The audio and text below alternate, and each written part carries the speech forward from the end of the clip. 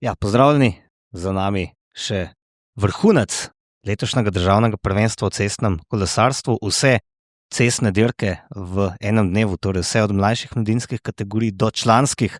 Cel dan smo bili na vročini v Celju, ampak vsaj jaz sem izjemno užival, gotovo pa tudi moj današnji gost, nekdanji selektor mladincev, Andrej Cimprič. Selektor je bil več kot 10 let, tam nekje do začetka leta 2022 sva prej računala. Andrej, dobrodošel. Pozdravljeni. Andrej je danes se vozil v vozilu glavnega sodnika v vlogi Radio Tura, torej sporočal je ekipam dogajanje na trasi, opozarjal na nevarnosti in tako naprej. Ne prvič v tej vlogi verjetno?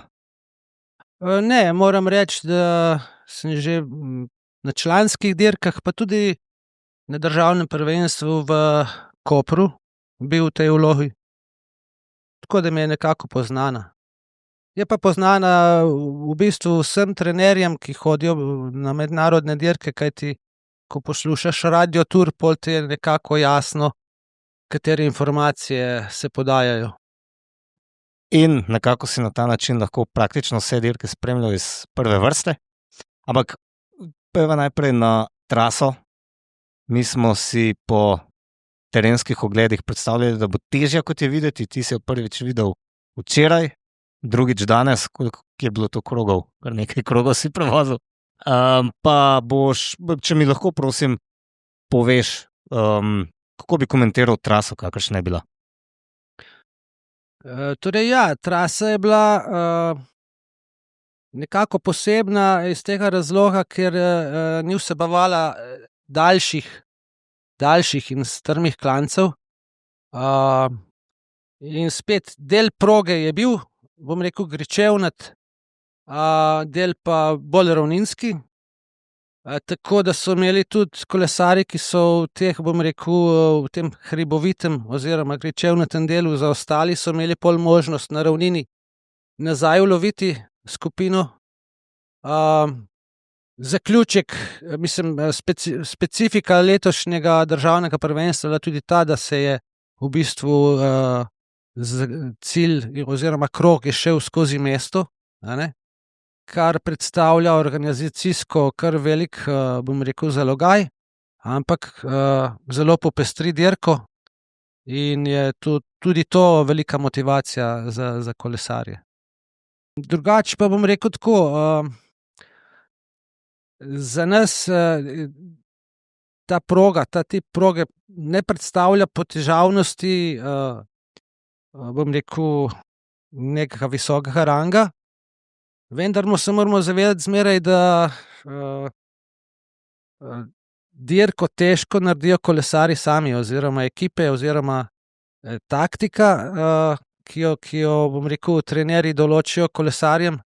Tako da včasih je lahko tudi čista ravninska dirka zelo težka, posebej, če recimo zraven pride še kakšni vremenski pogoji, kot so veter pa dež.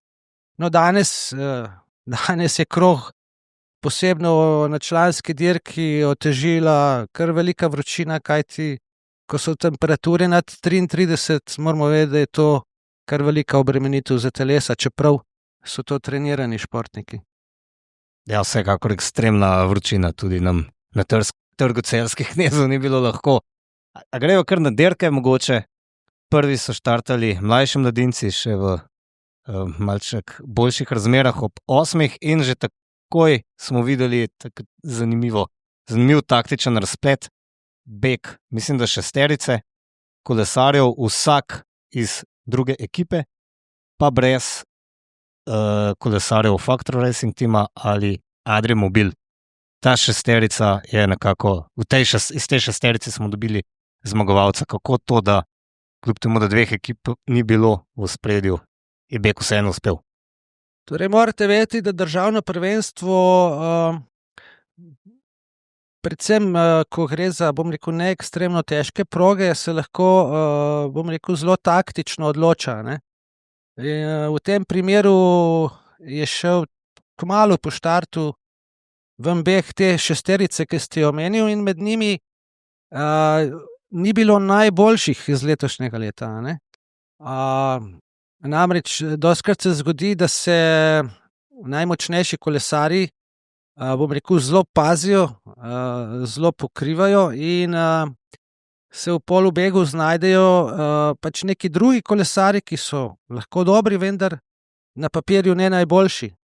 In pol se pač dogodi to, kot se je danes, da je ta skupina dobila tako prednost, ki je bila praktično neulovljiva.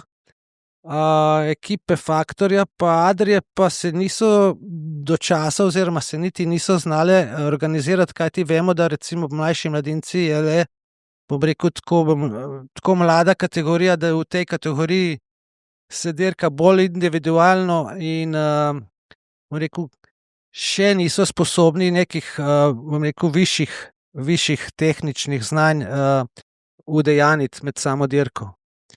Tako da ja, pol pa se je zmagovalec odločil iz te peterice in čestitam zmagovalcem. Mislim, da tudi zmagovalec iz Idrije, Jakob Petrič je kolesar, ki bo verjetno še veliko pokazal.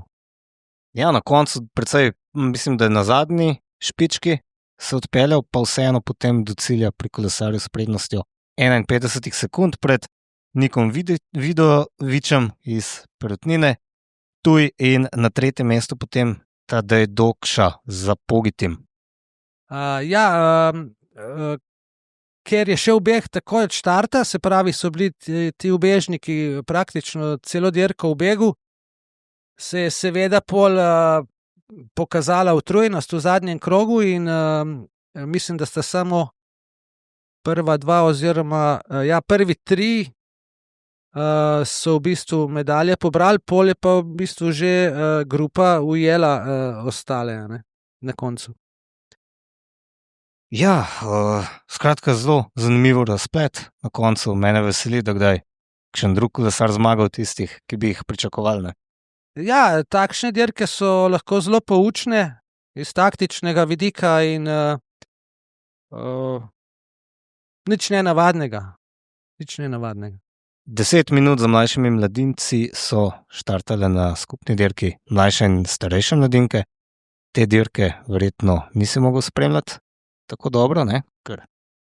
Ja, tako je, te dirke nisem videl, sem samo občasno slišal razplet. Tudi tam je šel hitro ven beg treh kolesark, ki pa je bil pol nevtraliziran in se je pol, mislim, da v zaključku naredila neka selekcija.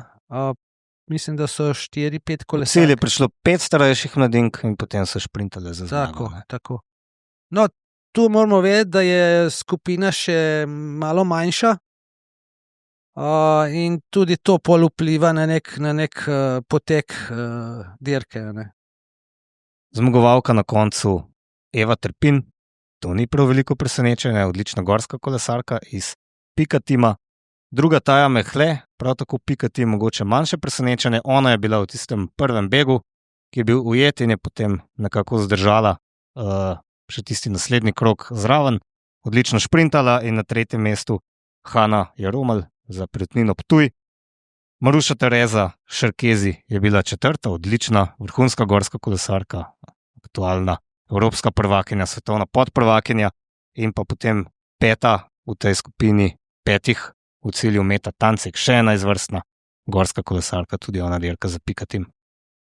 Že nekaj let se opaža, da ta kombinacija bom rekel, treniranja in ceste in gorskega kolesarstva pač sodi zraven, oziroma ni nič narobe, če se sploh v mladih letih to prakticira. Pa recimo cesta in velodrom, več izkušenj dobiš in v mlajših kategorijah to niti ne igra vloge, kje si bolj specialist, kajti dirke so kratke. In mislim, da so vse zadosti trenirane, da tako, bom rekel, krajšo dirko zdržijo. Pol pa v višjih kategorijah, ko dirke, bom rekel, postanejo daljše, pol se je pa sčasoma potrebno, bom rekel, specializirati. No, mlajše mladinke so dirkale na isti dirki in nekako ste bili zraven tudi v tej prvi skupini, Lina Mehle in Maša Žalik. Lina Mehle za Pikatim, Maša Žalik za Tropovce. In potem na tretjem mestu Kaja Adam, popolnoma enak razplet kot na kronometru v petkovem. Ja, pogosto vidimo, da se pravi, razmerje moči, ki je na kronometru, je zelo podobno tudi na cestni dirki. Izjemoma, če gre za ekstremno različne proge, na primer, da je kronometer čisti ravninski, pa da je cestna dirka ekstremno težka, se pravi, da so ekstremno težki klanci. Drugače pa je velikokrat razmerje moči na kronometru lahko pokaže tudi dejansko moč na cesti. Vendar na cesti, posebno če je več ekip, če je grupa številčna, pride do izraza ta taktični boj, ki potem ima tudi lahko velik vpliv. Potem grejo pa na starejše mladince, to je bilo sploh, se mi zdi, ena najbolj napetih dirk danes, na koncu pa zopet trojna zmaga Pogitima, tako kot na petkovem kronometru. Zmagovalec Luka Maksimovič, tudi on, gorski kolesar v osnovi, drugi Bor Ebner in tretji Jakob Šlibar. Mogoče pokomentiraš to dirko, ki je pa res tekala na en zanimiv način, zelo agresivno dirkanje Pogitima, ki so se zavedali, da imajo najmočnejšo ekipo. Kategorija starejših mladincev ne spada zastonj že pod pravila mednarodne zveze. To pomeni, da gre že za dosti resno kolesarstvo. Na štartni listi je bilo 19 tekmovalcev Pogitima, praktično malo manj kot pol grupe. Že od štarta se je vedelo, da je v tej ekipi, da so tudi precej močni fantje, se pravi več njih, ki lahko zmaga dirko. In seveda so na to karto tudi štartali. Druge ekipe so se pa hotele tej taktiki, bom rekel, zoperstaviti, ne? In zopet je bila dirka zanimiva, tako je šel beg najprej dvojice, ki je bil pol ujet, in kmalu zatem je napadel ta zmagovalec Luka Maksimovič skupaj z kolesarjem Adrije, ki pa ni zmogel njegovega tempa. To je bil Nik Muršac. Tako je. In v ozadju se je pol izoblikovala zasledovalna skupina cirka 10-8 kolesarjev, kjer pa so spet člani Pogitima imeli številčno zasedbo in so lahko vsak napad nevtralizirali. Na koncu je pol spet, pred koncem pravzaprav je spet napadel Bor Ebner in v bistvu dirka je bila za prva 2 mesta odločena. Seveda ostalim kolesarjem Pogitima v zasledovalni skupini ni bilo potrebno vleči in so potem prišli dokaj sveži oziroma manj iztrošeni kot ostali v ciljni šprint in seveda pobrali tudi 3. mesto. Rezultatsko kar pričakovan vrstni red oziroma ne poimensko, ampak nekako bi pričakoval, da bojo dirko režirali in jo tudi, bom rekel, svoj prid zaključili. Tako da vse pohvale ekipi Pogitima. Ostali pa tudi mislim, da so se dosti dobro borili po svojih zmožnostih in mislim, da je bila tudi mladinska dirka zelo lepa. Nik Muršac je bil potem 4., se pravi kolesar, ki je bil v begu z Lukom Maksimovičem. pa mu je odpadel na enem od klančkov. Verjetno ga je tudi ta napor potem stal kakšnega vata v ciljnem šprintu. V isti kategoriji, v isti dirki so nastopile tudi članice, skupaj z mlajšimi članicami. Kako pa je ta dirka potekala? Malo kaotično je, ne? Ker vemo, da je bila zelo agresivna Urška Žigart, ki se je zavedala, da mora narediti močno dirko, ampak so bili vsi njeni napadi nekako nevtralizirani, tudi strani mladincev, seveda. Tako da na koncu zmaga Evgenije Bujak, druga je bila Nika Bobnar in tretja Špela Kern, Urška Žigart na koncu na 5. mestu, ker se je vmes urinila še Vita Murin, še ena gorska kolesarka. Torej, ja, malo nehvaležno je, ker je pač dirka članic potekala v bistvu skupaj z starejšimi mladincami, ampak organizacijsko pač ne gre drugače. In seveda se one med sabo, med samo dirko, rekel, zelo pazijo, a ne? In iz tega vidika begi starejših mladincev zanje niso bili zanimivi in so ostale vse v glavnini.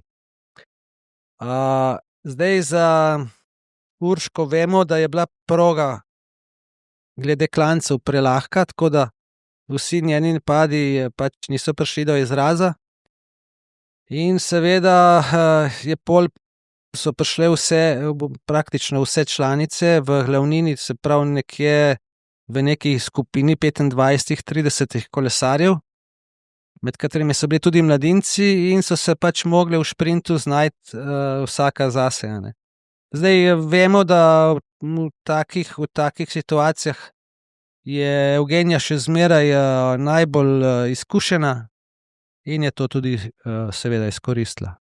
Evgenija se je tudi zahvalila za pomoč ekipni kolegici iz Cofidisa, ženskega dela ekipe, kolegici Špeli Kern, ki je potem dopolnila njen uspeh z bronasto medaljo. Nika Bobnar pa druga in drugo leto zapored državna prvakinja v kategoriji pod 23 let. Ja, očitno Niki take proge ustrezajo in tudi zaključki. Tako da mislim, da če bo tako nadaljevala, bi lahko, bom rekel, kar še kakšen lep rezultat od nje pričakovali v naslednjih letih. Članska dirka se je začela ob 2 popoldne v najhujši vročini. Mislim, da so v Celju namerili 34 stopinj Celzija. To so res že kar ekstremne razmere. Menda je zmanjkalo ledu po celi Sloveniji, mi smo ga včeraj komaj našli v nekem bifeju, pa še to šele v polnoči. Na koncu dolg solo beg, pa se ne vem, a se temu reče beg sploh, ker dolgo se ni zgodil uspešen beg, ni bilo te klasične dirke, kjer bi bil nek beg, ki bi se vozil spredaj, potem bi ga pojeli. To je neka specifika imajo državna članska prvenstva pri nas, ne. Ja, danes je bilo res, kot se je napovedovalo, nekako nepredvidljivo, praktično do 5 kilometrov do cilja. Takoj od štarta so kolesarji napadali, kot da je dirka dolga 50 kilometrov. Takoj od štarta zelo hud tempo, napadi in tudi mislim, da že v prvem krogu beg trojke, to se pravi Omerzela, Marolta Jake in Raubarja, ki pa seveda so ga nekako ostale ekipe, takrat so bile še številčne, to se pravi Pogit in pa Adria Mobil, nekako držale v neki varni distanci. To se pravi, prednost skoraj ni bila nikoli čez minuto in je pol tudi začela kopneti. In ta beg je bil pol nevtraliziran, vendar je bila bom rekel, sama hitrost dirke in intenzivnost dirke tako visoka, da in posledično tudi zaradi vročine se je glavnina počasi krčila.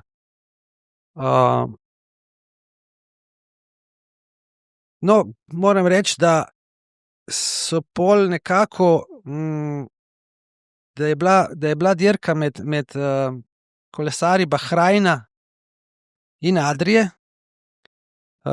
Te dve ekipi sta, mislim, kar zelo režile dirko, s tem, da je bila ekipa Bahrajna zmeraj v neki prednosti. Begi so bili, ampak vse je bilo nekje do minute oziroma pol minute, no. In nekje, mislim, da 3 kroge do cilja, oziroma 2 ali 3. 3 kroge do cilja. Že kar 3 kroge do cilja. 3 kroge do cilja je pol zopet prišlo do napada Omerzela, ki se mu je zopet priključil Jaka Marolt. In nekako sta uspela zadržati to prednost, ki je potem v bistvu zadnjih 5 kilometrov prerasla tistih 30 sekund in je bilo jasno, da bo ta prišla prva v cilj. Zdaj zadaj se je pa glavnina, bom rekel, toliko razbila, da ni bilo več nobene ekipe, ki bi lahko to prednost zmanjšala ali pa beg ujela. Poskušali so Adria Mobil na vse pretege, vendar jim ni uspelo, ampak jim moram čestitati, res so se hrabro in dobro borili.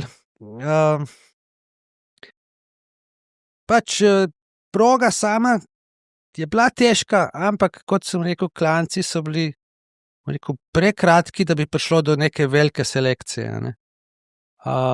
Zato je bila dirka res zanimiva, skozi napeta in bom rekel, šele zadnjih 5 kilometrov je bilo jasno, kdo bo zmagovalec oziroma kdo bo vzel prvo pa drugo mesto, no. Na koncu je glavnina šprintala za 3. mesto in tam je bilo pa v bistvu jasno, da sta Finkst in Govekar nekako favorita za 3. mesto. No, to 3. mesto, kar nekaj časa celo nismo vedeli, kdo je bil dejansko 3. Spravi je Tilen tudi odlično šprintal, ne? To mu je treba priznati. Bil je poravnan na črti, tako rekoč poravnan z Matevžem Govekarjem in vse čestitke, ne? Ja, moram reči, da sploh v predzadnjem in zadnjem krogu sta v bistvu ostala od Adrije v glavnini le 2 kolesarja, med njimi Finkst in Matic Žumer, seveda, ja. Tako je, Matic Žumer. In dejansko sta potegnila vse moči, bom rekel, iz sebe. Vse sta poskušala narediti, da bi se beg nevtraliziral.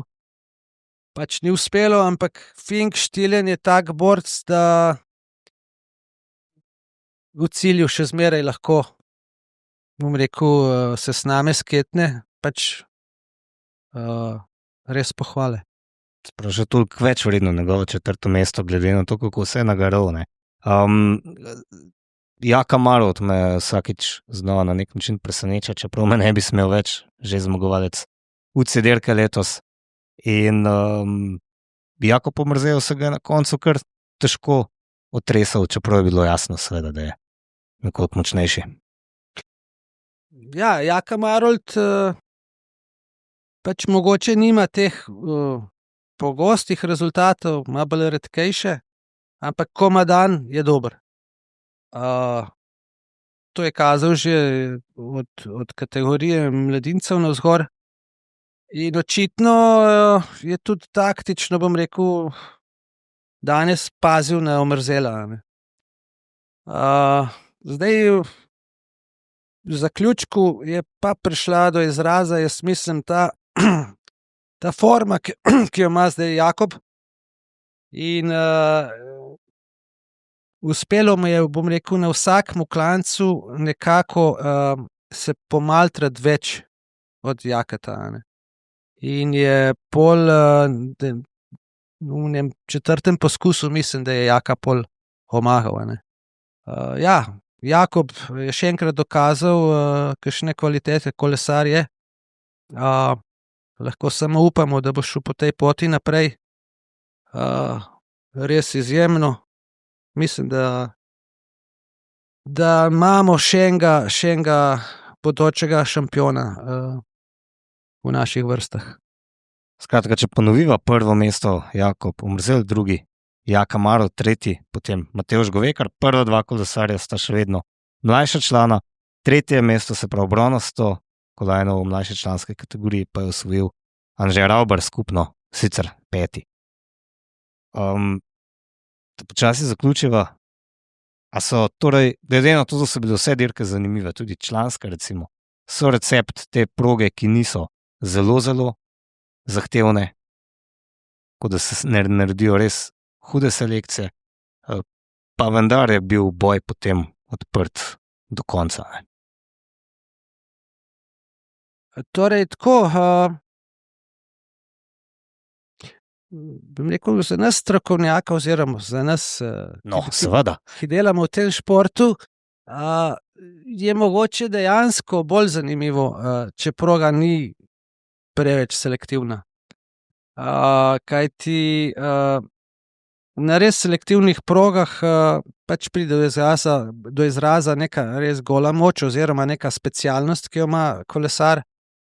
Medtem ko na takih progah pa dejansko mora biti še nekaj več. Mora biti taktično znanje, mora biti pravočasnost, mora biti hladna glava, veliko stvari, da bom rekel, da potem pride do nekega uspeha. Tako da, ja, vendar pa moramo vedeti, da proge se včasih izbirajo tudi glede na neke proge, ki so v tem letu evropsko prvenstvo ali pa svetovno. Ne, ne moremo zmeraj, bom rekel, nekako teoretično si zamisliti proge. Pač proge so tam, kjer so ceste, kjer se da organizirati. Poskuša se narediti nekaj gledljivega, nekaj, bom rekel, zahtevnega. Eno leto je pač malo bolj zahtevno, eno leto je bolj taktično, tako da vse je prav. Eno leto imajo šanso šprinterji, drugo leto pa lahko tudi bolj univerzalni kolesarji oziroma gorski kolesarji. Zelo dobro, absolutno se strinjam. Ne moramo se slepiti, kar nekaj tistih najboljših kolesarjev ni bilo na štartu, bodisi zaradi priprav na Tour, tudi kakšna bolezen je preprečila kakšen nastop.